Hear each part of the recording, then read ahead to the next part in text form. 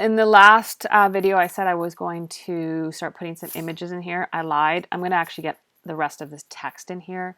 And the reason why I want to get the rest of the text here for the sentence spread is because after I get all the text in there, I'm going to show you how to do text wraps.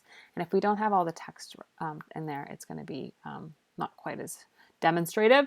So I'm going to get the rest of this text in here. So I have the subhead here, and I have the next thing to add is these bullets. So I'm actually going to add this text, copy and paste that, including the word bullet, which obviously we don't want in our document. I added it right after the last style that was applied, so it's going to automatically be placed as in the subhead style. I probably want to just select that and do the copy style. But I don't want, obviously, the word bullet in here. So the bulleted list obviously doesn't include the word bullet. It has like a bullet, right? A little period or some type of icon to represent what a bullet point or a list would be.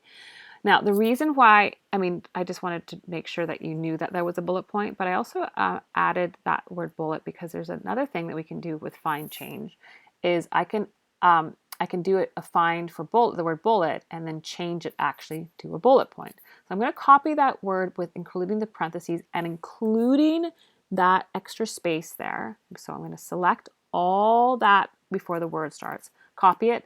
I'm actually going to deselect it. And then I'm going to do that find change again.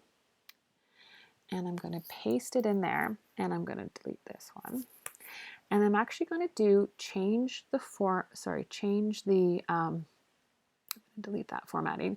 I'm actually going to change the format to a bullet. So when I click on that little space there, or I can go that little text thing, the pop-up that appears, one of the options is bullets and numbering. So if I go bullets, so I can change it just to a regular bullet. I can add my style there if I want.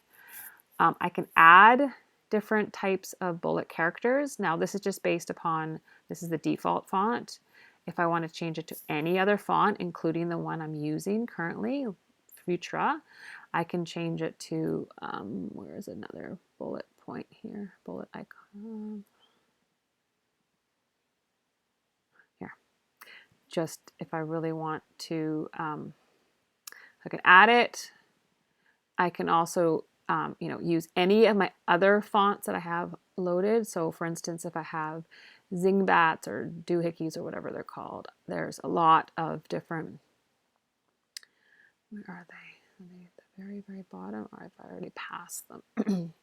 Scroll up a bit. They are called, not Dingbats, they're called, you should have them loaded on your computer. They're default fonts too.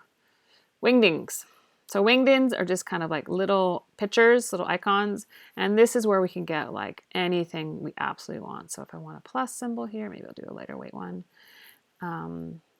There's a lot of different little icons and little pictures.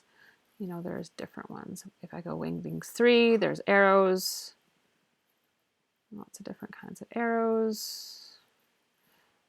And then if I want to do anything else, there's lots and lots and lots. If I want to be like really weird and wonderful, I could just do like, anything and everything, right? So this is where I add those icons to be available. So then I choose one. So maybe I'm going to do this little, I don't know, maybe try that one. I've never done that one before. And when I press OK, and then if I go change all, voila, that word bullet is, what did I do wrong? The word bullet is still there. Oh, maybe I needed to, sorry, I'm going to go Command Z. Maybe I did that wrong, I'm sorry. What did I do wrong? Change to, oh, I'm sorry, I'm doing it in the wrong place. I'm so sorry.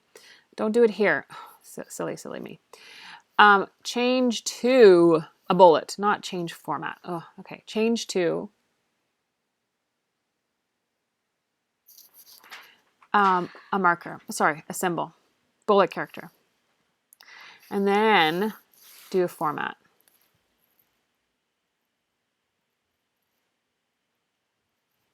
I'm doing this wrong now. No. Okay, no, I can't change the formatting here, right? So just go, like just go find next, you'll see what happens. Change, find, change, find, change, find, change, find, change, find. Okay, I just realized something as well. I'm messing this up, I'm sorry. I'm gonna go Control Z a couple times. I need to actually, to do this accurately, sorry, I still need to do so this is, I'll just delete this again. Delete, find what? The word bullet within the parentheses and that extra space. Change to markers. Oh, no. Symbols. Bullet character.